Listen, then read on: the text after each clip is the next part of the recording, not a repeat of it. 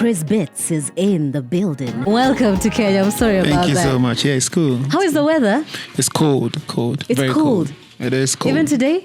Today, I think today was today is a little bit better. Yeah, today is a little bit better. Yeah. How long have you been here for?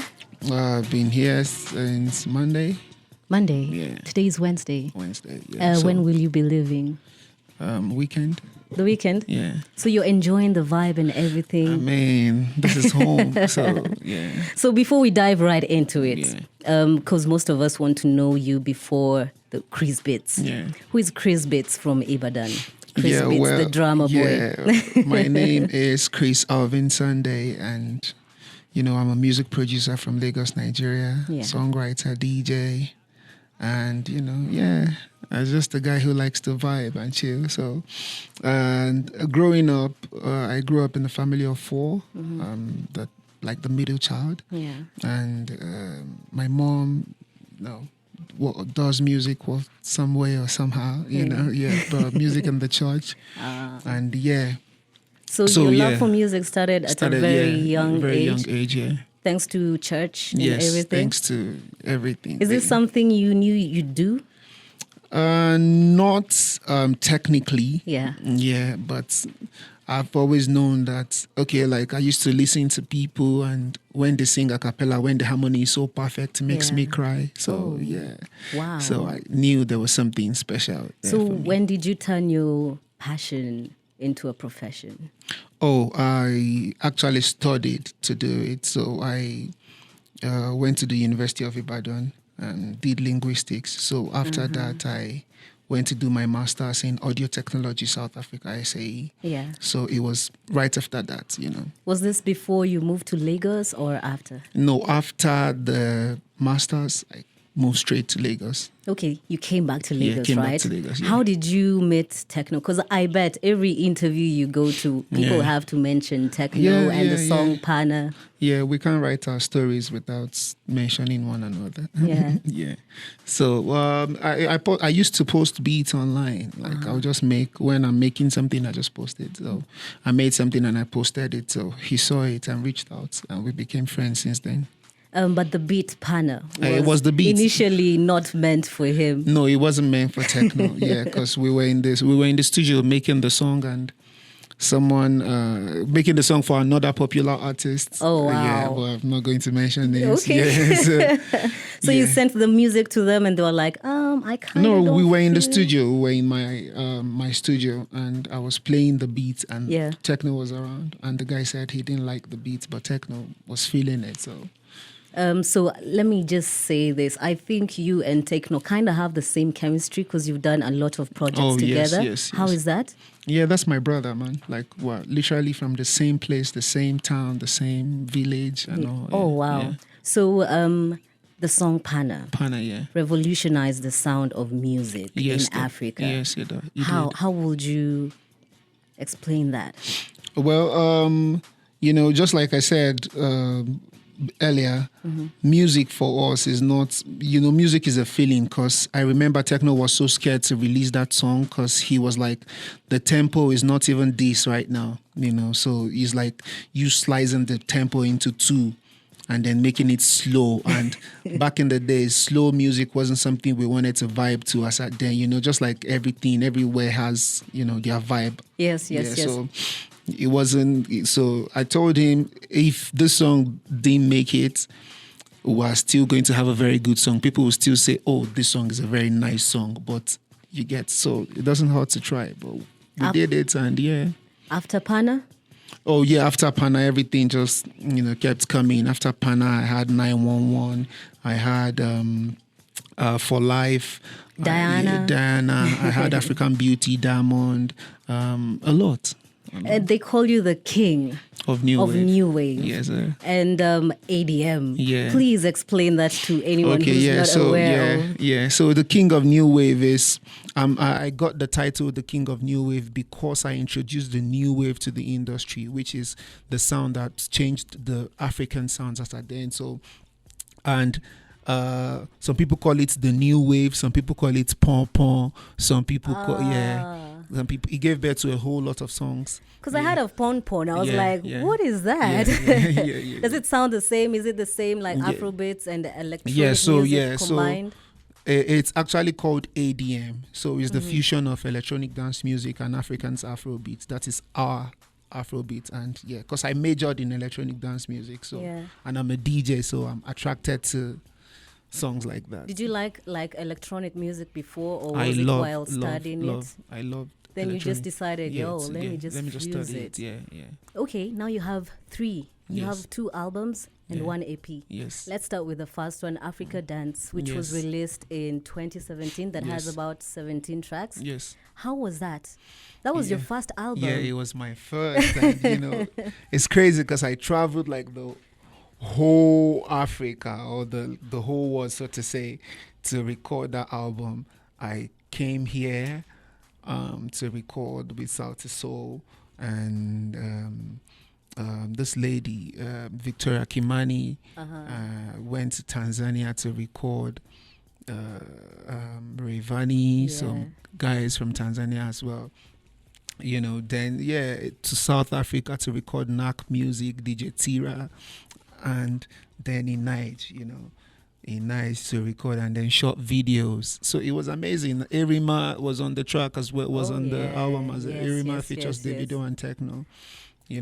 So amazing. It was amazing, and it was my first experience in doing stuff like this. So very challenging, I bet. Yeah, it was. How long did it take to create the album?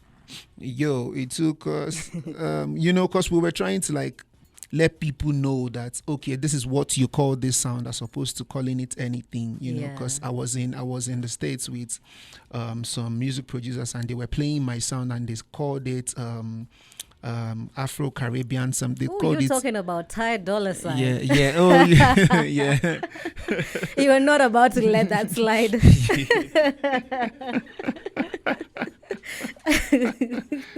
So we just had to go back and say, let's make this so these people know what to call this sound. So So would you say that was the first time you started actually working with international artists? Yeah, that was the first time. Then after that album came the EP, The Protege. Yeah, The Protege. Why the name?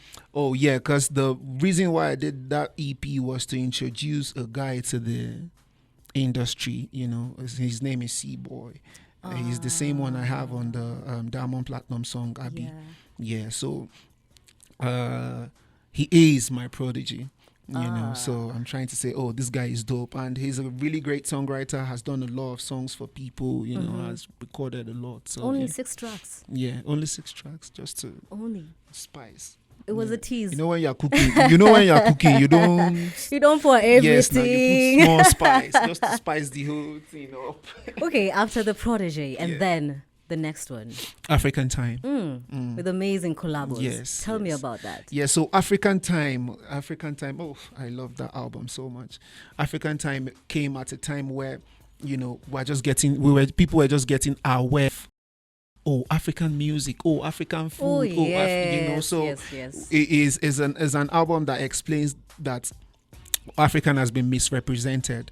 You get by the before we started owning medias. Now they owned everything. So it's what they want people to see about Africa. They don't show nice. See how nice the streets.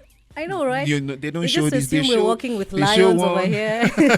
They show one child with fly dropping on the button somewhere, and some dirty stuff. They don't show the good lifestyle. So the album talks about, yes, this is Africa. We wear blinks, we do all these things. So you're not coming to drink from a palm tree or something. The collaborations in the album was amazing. Yeah, it was crazy. Was it challenging?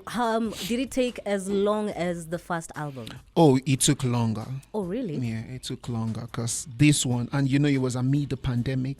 Yeah. So we had to be doing remotely. We had to be working remotely and stuff. Things got a little bit more complicated. Yes. I remember the Abi video we shot in Africa, we shot in Dubai, we shot in London. If I'm not wrong, it was 3 continents, that album, yeah? Yes. Ooh, yes. So which song was the most challenging one, considering that you had celebrities and musicians from different parts of...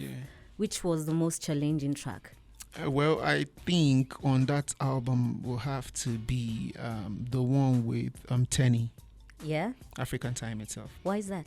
Yeah, because we were going back and forth on that record. Because I don't like to go back and forth. It's tiring. Oh no, you believe you're the yeah. best. You don't want to go back and No. forth. Well, we agree. You Yeah. are the best. I don't like to go back and forth. But yeah, it was worth it, But yeah, still my favorite track though. Yeah? Yeah. Which was the easiest? Easiest Yeah. to record. Yes, to Yeah, record. to record. It was the one with Diamond. It was Abby. Yeah? Yeah. Why is that? Because he's my friend. And we just It's the chemistry, it's the vibe. Yeah, it's the vibe. Of all the albums, which stands out more? Apart from, okay, let's just say Africa Dance. It wouldn't be fair to compare the Protege with the first one. No. But which one has most of the best songs in it? Wow, I can't really say. Because the first one was very personal. The first one, till date, I still feel like, yo, this is crazy, because the sound, everything was deliberate. We didn't pick any sound based on market. Yeah. It was just vibe, We didn't have, people say, I think this will sell in this country. We're not looking at that. So we're just making pure music for people to enjoy. And I think that's how you make the best music, when you're not thinking of, who am I selling to? Yeah. As opposed to, anything. Yeah. Well, right now you're a global name. We can say many artists outside Africa know about you. Yes. So what would you say are some of the misconceptions outside Africa? What's been said outside Africa that's not true about African music? Yeah, first of all, people think before now they feel we don't have music. They feel like maybe we just come to front of a fireplace and then blow whistle and then that.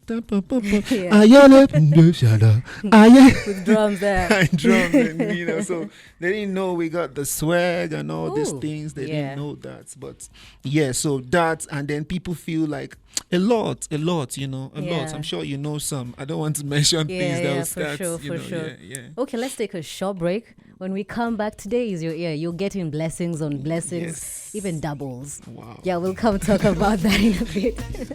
How did the creation of this song come to be?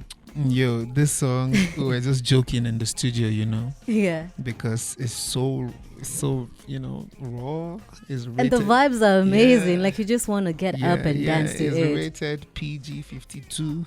Ooh, okay. I've noticed something Yeah. with you. Yeah. As much as you love techno, Yeah. you love working with Tanzanian artists. Yeah. Why? Yeah, so that's what I say.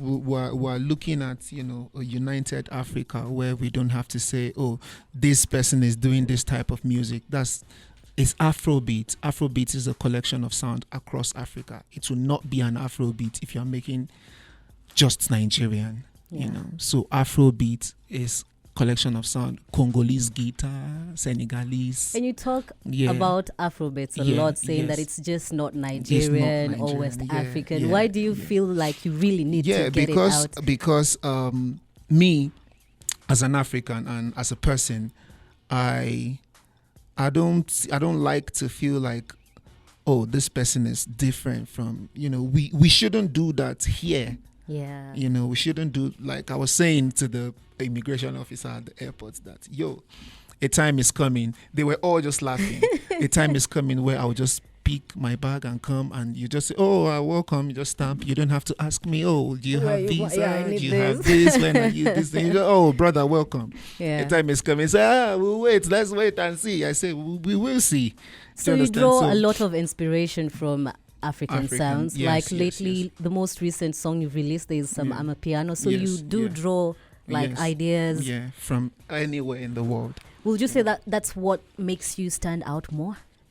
Well, I would say that's what I don't make music to stand out. I make music to enjoy it, So it's not about the technicality. I added this bongo flavor drums, or do you understand? So it's not about that. It's about how the music makes you feel, and that's what music should be about. How do you feel about listening to this? Yeah. That's true. Yeah. Congratulations. Thank you. Is it too late to say Happy Father's Day? Oh, come on. Man. It's not too late. It's not too late. Happy Father's Day. It feels good. How do you feel about that? That must be some outstanding.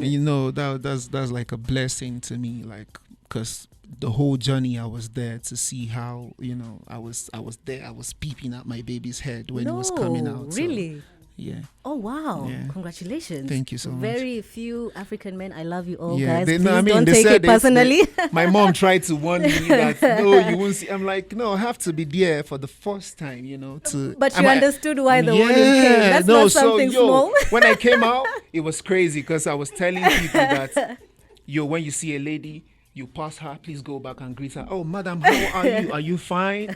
Do you need anything? That's how you should treat women. It's not a small experience. It's not. That's why we got a push gift. Oh, come on. Nah. I see. Congratulations thank again. You so Would much. you say that has affected everything, like how you think, even in your job, career, personal life? How has that affected? Well, it's still pretty early, so I can't say it's still early. But now, no sleepless nights. No, but now the thing is, no. So I have a work house where I work, and I have my home where I go to.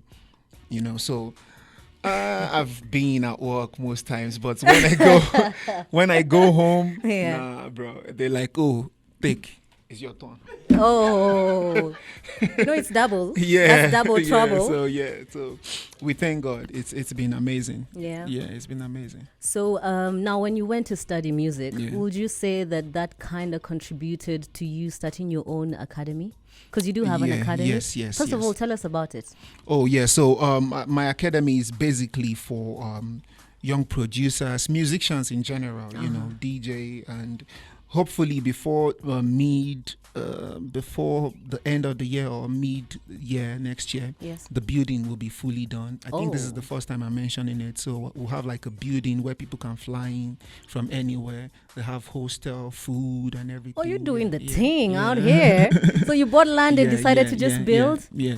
We'll have something like that coming. So it's going to be called Wow Sounds, where people can just come and learn. So what's the goal and view for this? So this is to still break the barrier of music. We have Afrobeat is growing and people are looking to Africans now, not just Nigeria, to say, okay, how can we get in touch? How can we learn how to make Afrobeats the proper way? Yeah. And, what better way to do it than to come home? And I heard you say before that maybe if you are not a producer or artist, you'd be a professor. A professor, Well, things are kind of looking up. Do you think you can be a professor there?